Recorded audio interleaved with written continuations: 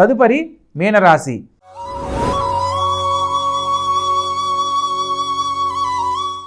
ఈ యొక్క మీనరాశి జాతకులను కనుక మనం పరిశీలించినట్లయితే లగ్న రాజ్యాధిపతి అయిన గురువు వాక్స్థానంలో సంచరిస్తూ ఉన్నాడు. తత్కారణంగా ప్రతి పనిని ఎంతో తెలివిగా వ్యవహరిస్తారు, అనుకున్న పనిని సకాలంలో పూర్తి చేస్తారు. లగ్నంలో రాహుగ్రహ సంచారం చేత ప్రత్యేకించి అనుకున్న ప్రతి పనిలో కూడా కార్యదీక్ష పట్టుదల అధికంగా ఉంటుంది. ప్రతి పనిలో కూడా కార్య నిబద్ధతతో పాల్గొంటారు. షష్టమ స్థానంలో పంచమాధిపతి అయిన చంద్రుడు సంచరిస్తున్న క్రమంలో తల్లిగారి ఆరోగ్యం పట్ల జాగ్రత్త వహించండి. సప్తమ స్థానంలో కేతుగ్రహ సంచారం జరుగుతున్న క్రమంలో జీవిత భాగస్వామి ఆరోగ్యం పట్ల జాగ్రత్త వహించాలి. జీవిత భాగస్వామితో ఎటువంటి వాగ్వివాదాలకు వెళ్ళకూడదన్న సత్యాన్ని తెలుసుకొని నడుచుకోవాలి.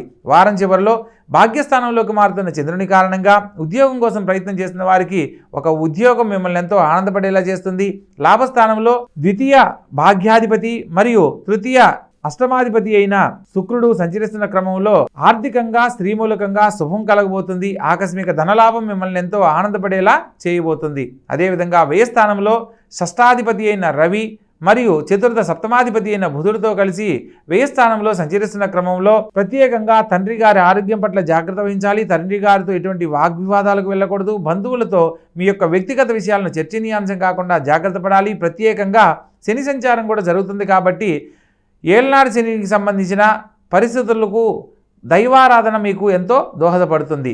మొత్తం మీద ఈ రాశి వారికి ఈ వారం చేయబోతున్న ప్రతి పనిలో కూడా సమస్యలు లేని జీవితాన్ని పొందడానికి దైవ దర్శనాలు ఎంతో మేలు చేస్తాయి. కాబట్టి మీ కులదైవం ఇష్టదైవం ఎవరైతే ఉంటారో ఆ ఆలయ సందర్శనం ఈ వారం చేస్తూ ఉండడం వల్ల అనేక రకాల శుభాలు పొందడానికి అవకాశం ఉంటుంది. కాబట్టి చక్కగా ఆచరించండి, ఆనందకరమైన జీవితంలో జీవించండి.